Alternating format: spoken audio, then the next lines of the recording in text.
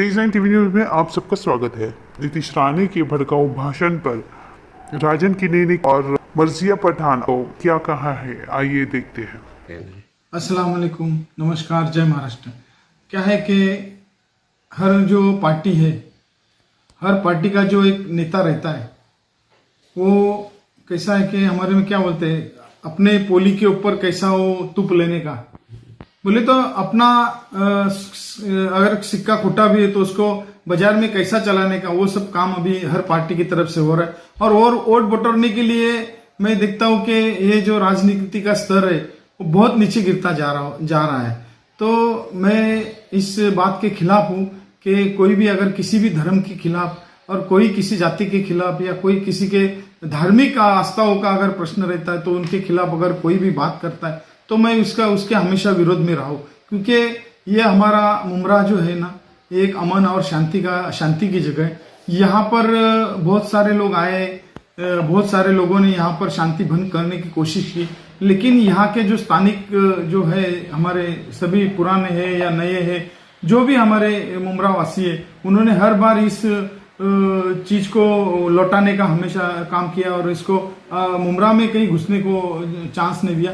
तो ऐसे जो लोग रहते उनका मैं हमेशा विरोधी रहा हूं और ऐसा मेरा हाथ जोड़ के उनको रिक्वेस्ट है कि कोई भी किसी के धर्म के बारे में, किसी की धार्मिक आस्थाओं के बारे में कोई न खेले। अपनी राजनीति करने की है, लोगों के प्रति अगर तुमको लोगों के वोट अगर तुमको बटोरने के है, लोगों के काम करो, लोगों की जो समस्या है, लोगों की जो तकलीफ है वो दूर करने की कोशिश करो, ना कि बल्कि तुम धार्मिक चीजों को बाजार में फैला के, लोगों में फैला के, मीडिया पे के ऊपर फैला के उस चीज का कोई भांडवल करने की जरूरत नहीं है। और क्या मालूम है क्या, तुमको अगर लोगों से अगर वोट लेने हैं तो तुम लोगों के काम करो, लोगों के सुख दुख में चले जाओ, लोगों की जो तकलीफ है वो तकलीफों में उनके साथ दो, तो लोग तुम्हारे साथ में जुड़ेंगे। अगर तुम ऐसा ये करेंगे तो मेरी हाथ जोड़ के विनती है कि कोई भी, ये मुमरा हमारा शांत है, इसको हमेशा शांत रहने दो। यहाँ पर कोई भी शांति भंग करने की कोशिश न करे और ना ही हमारे देश का माहौल कोई खराब करने की कोशिश करे। इस देश में लोग हमेशा शांति और अमन से रहे और हमेशा रहेंगे। ये आज इसीलिए आप लोगों के साथ बात करना चाहती हूँ मैं कि मुझे डायरेक्टली जो हमारी महायुति की सरकार है महाराष्ट्र की और देश की भी, हमको उनसे पूछना है कि जो हमारे देश और महाराष्ट्र का माहौल चल रहा है एक हेट का, उस माहौल पे उनका क्या बोलना है और क्या कहना है। एफआईआर तो हो रही है सब जगह पे, पर वो एफआईआर जिन लोगों पे हुई है उन पे कार्रवाई क्या होगी, उनको आप बराबर से सज़ा देंगे नहीं देंगे, उनको जेल के अंदर बंद करेंगे कि नहीं करेंगे, उनको सज़ा मिलेगी कि नहीं मिलेगी, क्या भी चल रहा है आपको देखने को मिलेगा। माहौल देखो, आप पूरे देश का माहौल देखो कि ट्रेन में नाम पूछ के गन से गोली मार दी जा रही है, बच्चियों का छोटी छोटी बलात्कार हो रहा है, महिलाएं सेफ नहीं हैं, बूढ़े बुजुर्ग सेफ नहीं है ट्रेन में, लोकल ट्रेन्स में कोई भी गुंडा उठ के जाके मार रहा है किसी को भी।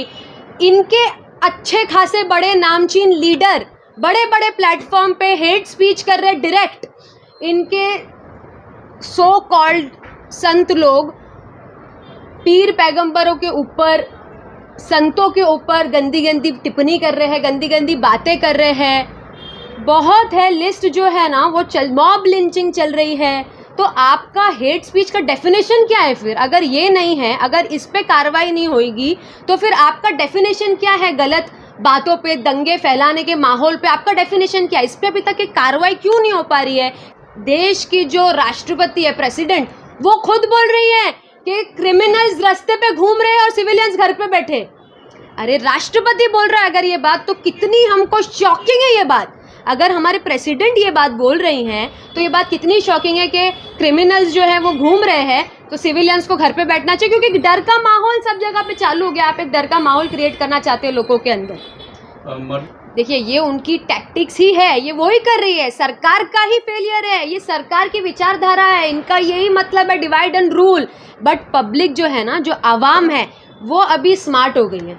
आवाम को सब दिख रहा है, आवाम को भी नहीं चाहिए, हमारे देश की, हमारे महाराष्ट्र की आवाम को ये सब नहीं चाहिए। उनको डेवलपमेंट के मुद्दों पर, एम्प्लॉयमेंट के मुद्दों पर बात करनी है। पर आप जो कर रहे हैं, इससे भी बुरे हाल से आप हारेंगे, क्योंकि आप जो ये जुल्म का माहौल क्रिएट कर रहे हैं ना, एक जंगल राज, आपको महाराष्ट्र में एक जंगल राज बनाने की कोशिश कर रहे हैं। महाराष्ट्र के लोग आपको कभी इस चीज़ के लिए माफ़ नहीं करेंगे, क्योंकि महाराष्ट्र जो है ना, वो शिव, शाहू फूले, अंबेडकर, मौलाना अबुल कलाम आज़ाद की विचारधाराओं पे चलने वाला महाराष्ट्र है, एक साथ चलने वाला महाराष्ट्र है। तो आप ये जो माहौल खराब करने की कोशिश कर रहे हैं ना, ये बिल्कुल भी सही नहीं कर रहे, और इसका आपको भुगतान विधानसभा में भी देखने को मिलेगा ही मिलेगा। हमारे देश में से 4300 करोड़पति देश छोड़ के चले गए, आपको वो पता है न्यूज़ उसके बारे में? 4300 करोड़पति, क्योंकि उनको सेफ नहीं फील हो रहा है हमारे देश में।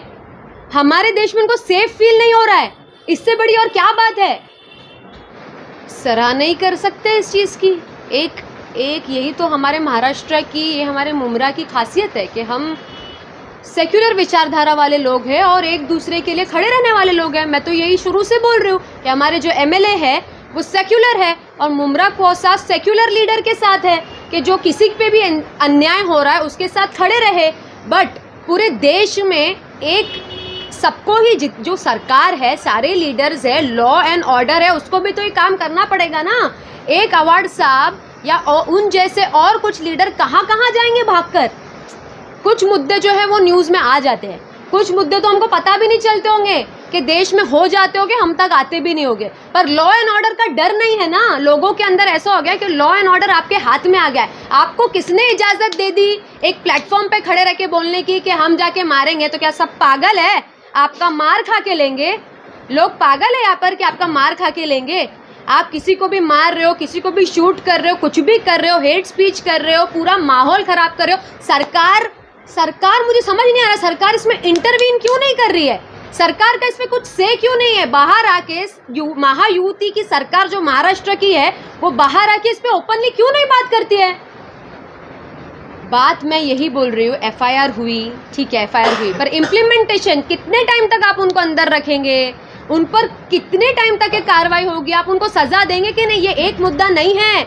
हमारे देश में इस वक्त फिलहाल बहुत से ऐसे मुद्दे चल रहे हैं, कंटिन्यू एक माहौल क्रिएट कर रहा जा रहा है हेट स्पीच का। तो वो माहौल बंद कब होगा?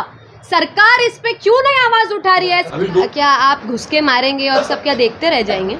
आप आओ ना खुद मारने के लिए, फिर आप खुद आओ। गरीब हिंदुओं को ब्रेन वॉश करके मत भेजो, आप खुद आओ, आपके फैमिली के साथ आना, आप खुद आइए ना। आप लोग बोल के हट जाते हो, आप बोल के हट जाते हो पीछे। आपके तो फैमिली और आपके सब बच्चे सब अच्छे से अच्छी स्कूल्स में पढ़ रहे हैं। गरीब जनता को क्यों पागल बना रहे हो आप जो मासूम लोग हैं उनका ब्रेन वॉश करके झगड़े क्यों करा रहे हो आपस में एक दूसरे के? ये एक टैक्टिक्स है। तो आवाम को ये समझना ज़रूरी है कि ये आपको राजनीति फ़ायदे के लिए यूज़ किया जा रहा है, और महाराष्ट्र की संस्कृति ये नहीं है, और महाराष्ट्र इसका जवाब विधानसभा इलेक्शन में दे देगी। यही मैं संदेश देना चाहूँगी कि आप ये समझिए कि ये आपको बोल के साइड हट जाते, बट आप ये सारी चीज़ें करोगे, आप पे एफआईआर होगी, आपका फ्यूचर बर्बाद होगा, चाहे वो कोई भी धर्म के लोग हो। हमारे युवाओं को ये समझना ज़रूरी है कि वो स्मार्ट रहे, देश में क्या चल रहा है, क्या सही है, क्या गलत है, उस पर ध्यान दे। हमारी जो विचारधारा है महाराष्ट्र की, उसके साथ चले। ये दंगे झगड़े फसाद ये सब पे ना चले, क्योंकि महाराष्ट्र इस चीज़ को कभी माफ़ नहीं करेगा। और ये जो सरकार है, इनकी जो टैक्टिक्स है इसको समझे, ये कितने बड़े फेलियर है, इनको समझे कि लॉ एंड ऑर्डर इनसे कंट्रोल में नहीं आ रहा। ये साफ साफ आवाम को दिखाई दे रहा है, पर आवाम को दिखाई दे रहा है, और आवाम जो है ना अपने टाइम पे बराबर से जवाब देती है। लोकसभा में दी थी, विधानसभा में भी देगी, कॉर्पोरेशन में भी देंगी इंशाल्लाह।